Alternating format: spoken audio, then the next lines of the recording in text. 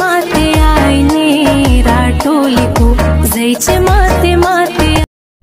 अस्सलाम वालेकुम ګراني مینوالو زه فیضان ګلستاني یو ځل بیا حاضر یم دوستانو زما چې کوم نننی هغه ټاپک دی تاسو په سټارټینګ کې د ورکوټي شانتي کلیپ هم صحیح کړو د نیلم ګل هغه د نیلم ګل خور ریشم ګل هغه نو دا چې دی نو ډېر زیات خوشحاله دي خوشحاله به ولې نه وي ولې چې کار داسې شوی دی د خوشحالۍ هغه نیلم ګل دپاره سپیشل نو دوستانو ما تاسو ته یو ویډیو مخکې پلی کړی و نو تاسو صحیح کړه زما هغه مخکینی هغه ویډیو نو په هغې کې مراد او فاطمه ګل نو مراد او د فاطمه ګل چې دی نو د هغې ترمنځ جګړه راغلې وه په هغه وجه باندې فاطمه ګل مراد نه خفه شوې ده او د مراد او د فاطمه ګل ترمنځ چې دی نو اختلافات شوي دي نو د هغې دونه خبرې یو بل سره نه کېږي نو دا په هغه خوشحالۍ کې دا چې دی نو پېښور کې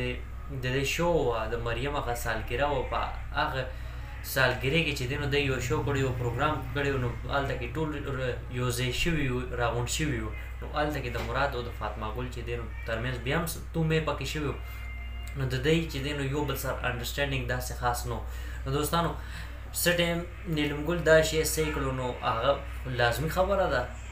چې په نیلم ګل باندې بنه راغلې ده نو هغه به خامخا خوشحالېږي نو نیلم ګل چې دی نو خپل خور کره تللی وه ریشم ګل کره نو هلته کې څه ټایم دی د دی دا ویډیو صحیح کړه نو ډېر زیات خوشحاله شو نو په خوشحالۍ کې چې دی نو دواړو خویندو ډانس شروع کړو او ډانس کې دا خبره کړه چې ما ته آینه ده هغه به جوړو نو خبره ده ما ته آینې چې کومه ده نو هغه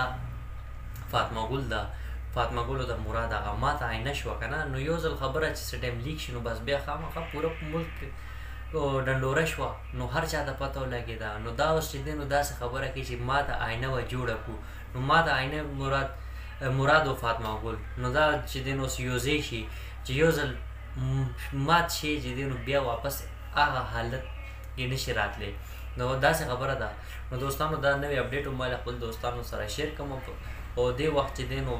نیلم ګل ډېر زیات خوشحاله ده نو ما دا ویډیو تاسو ته چې دی نو مخکې وړاندې کومه تاسو مو وګورئ د نیلم ګل هغه خوشحالي هغه نو انشاءالله ډېر زه تاسو سره به یو نوي معلوماتي ویډیو کې به ملاقات کېږي د خپل ځان ډېر خیال ساتئ د لیوه له پامان والسلام